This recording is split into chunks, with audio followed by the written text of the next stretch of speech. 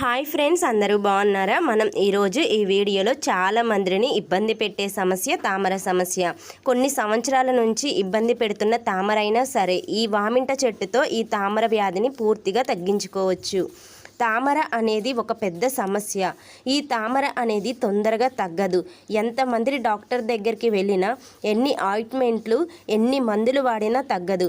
మనం హాస్పిటల్కి వెళ్ళిన ప్రతిసారి బ్లడ్ టెస్ట్లు చేపించుకొని 4,000, 5,000 ఇలా ఎన్ని డబ్బులు ఖర్చు పెట్టినా తగ్గినట్టు తగ్గుతుంది, మళ్ళీ వచ్చేస్తుంది. అసలు ఈ తామరకి మందే లేదా ఈ భూమి మీద అని అనుకుంటే ఈ తామరకి మందే ఈ వామింట చెట్టు.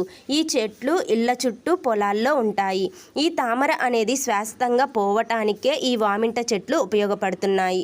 దీని పువ్వులు ఎల్లో కలర్లో ఉంటాయి. దీనికి ఒక సన్నటి కాయలు లాంటివి ఉంటాయి.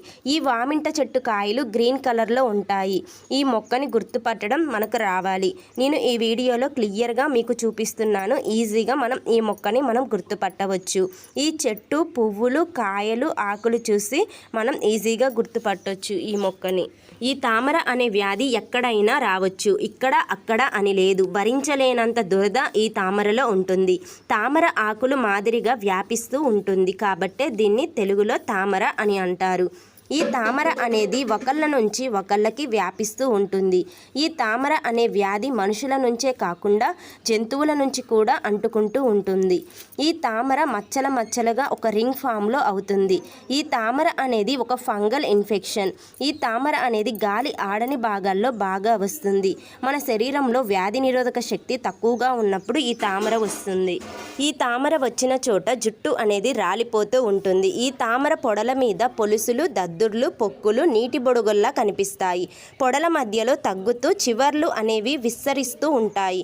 ఈ తామరని వామింట చెట్టుతో ఎలా తగ్గించుకోవాలో ఇప్పుడు మనం తెలుసుకుందాం. ఈ వామింట ఆకులు ఒక 20 గ్రాములు, ఒక 5 గ్రాముల పసుపును తీసుకోండి. నేను కొంచెం ఎక్కువగా చేస్తున్నాను, అందుకే నేను ఒక 100 గ్రాముల ఆకులని, ఒక 25 గ్రాముల పసుపుని తీసుకున్నాను. ముందుగా మనం ఆకులని మెత్తగా నూరుకోవాలి. ఆకులు మెత్తగా నూరుకున్న తర్వాత మనం పసుపుని కలుపుకోవాలి. ఎంత మెత్తగా నూరుకుంటే అంత మంచి పేస్ట్లా తయారవుతుంది. దీన్ని పచ్చిదే రాసుకోవాలి. దీన్ని పచ్చిదిగా రాస్తేనే బాగా పనిచేస్తుంది. ఈ పేస్ట్ ఒక వారం రోజులు పాడవకుండా ఉంటుంది.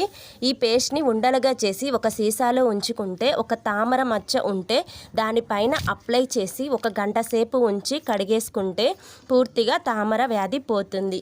అప్పుడే వచ్చిన తామర అయితే వారం రోజుల్లో తగ్గిపోతుంది. కొన్ని సంవత్సరాల నుంచి ఉన్న తామర అయితే 2 వారాలు లేదా 3 వారాలు రోజు రాస్తే పూర్తిగా తగ్గిపోతుంది. ఈ వావింట చెట్టు ఆకులతో మనం తయారు చేసిన ఉండలు తామరకి, అలాగే గజ్జి ఈ రెండింటికే పనిచేస్తుంది. గజ్జి అనేది కాళ్ళ మీద నల్లగా అవుతుంది. అలాంటి సమస్య కూడా తగ్గిపోతుంది. ఈ వావింట చెట్టుతో తయారు చేసిన ఉండలు మనం రోజు రాస్తూ ఉంటే తామర అనేది పూర్తిగా తగ్గిపోతుంది. మళ్ళీ ఇంకొక చోట రాదు, పూర్తిగా పోతుంది. తామర అనేది పెద్ద సమస్య కాదు, ఒక చిన్న సమస్యే. ఈ తామర సమస్యని మనం వావింట చెట్టుతో పూర్తిగా తగ్గించుకోవచ్చు. ఈ వావింట చెట్టుతో తయారైన పేస్ట్ని తామరపై అప్లై చేసి ఒక గంట సేపు ఉంచి కడిగేసుకుంటే ఎంత మొండి తామర అయినా తగ్గిపోతుంది. అలాగే గజ్జి సమస్య కూడా తగ్గిపోతుంది. ఈ వామింట పేస్ట్ అనేది తామరకి, గజ్జికి ఈ రెండింటికే బాగా పనిచేస్తుంది. ఇంకా మిగతా చర్మ వ్యాధులకి పనిచేయదు. ఈ వీడియోలో మీకు ఏమైనా డౌట్స్ ఉంటే కామెంట్ చేయండి. Thank you.